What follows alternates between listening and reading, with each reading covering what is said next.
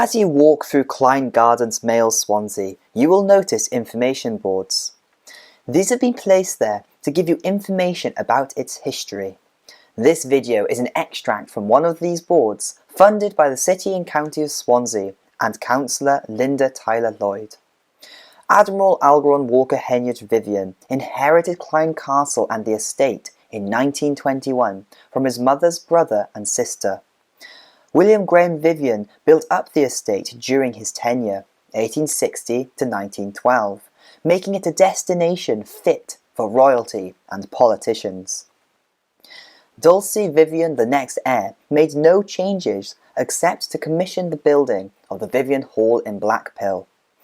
The Admiral had no horticulture experience, having had a distinguished naval career from 1886 to 1920.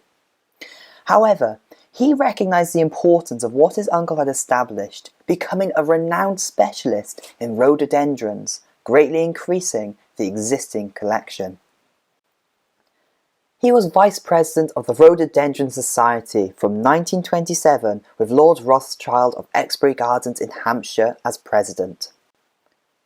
He exhibited at the Society's meetings and won many prestigious awards.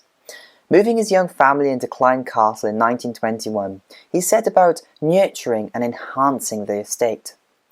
The Prince of Wales, Queen Alexandra and both Stanley Baldwin and Winston Churchill were guests. The castle had an indoor staff of 25 and outdoor staff of about 30 at the time. One of the mainstays of the outdoor staff was Mr. David Thomas, 1879 to 1949, whom he recruited directly from the Vivian's Copper Works in Havard, having noticed his woodworking skills. Mr. Thomas lived in the lodge at the main gate from 1925 with his wife Lily and their 4 children.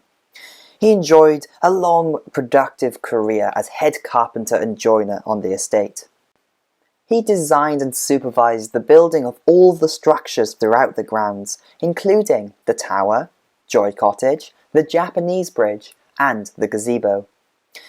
These buildings were enjoyed by the Admiral's 3 young daughters and continue to delight us today. By the standards of his time, the Admiral was a good employer, taking an interest in the education of his employees' children and offering work when they came of age. 2 of Mr. Thomas's sons had apprenticeships on the estate. It was said that some of the gardeners would hide from the Admiral as he expected to be saluted each time they met him on a path.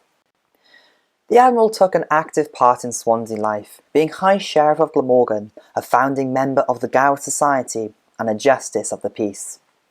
His first marriage ended in 1921, when his wife of 9 years, Helen Mary, left Swansea for a family in the Isle of Wight. He married his secretary, Beryl, in 1931. They lived at Clyne, but visited their London home often and took long sea voyages to Asia and to South America in the 1930s. The Admiral died at the castle in 1952 at the age of 81. Death duties stripped the family of much of its wealth. Swansea Borough Council, recognising the value of this historic and important estate, bought it for £17,500, selling the castle to the university as student accommodation. The grounds have become a much-loved public park, maintaining the legacy left to us by the Vivian family and Mr. Thomas and his team.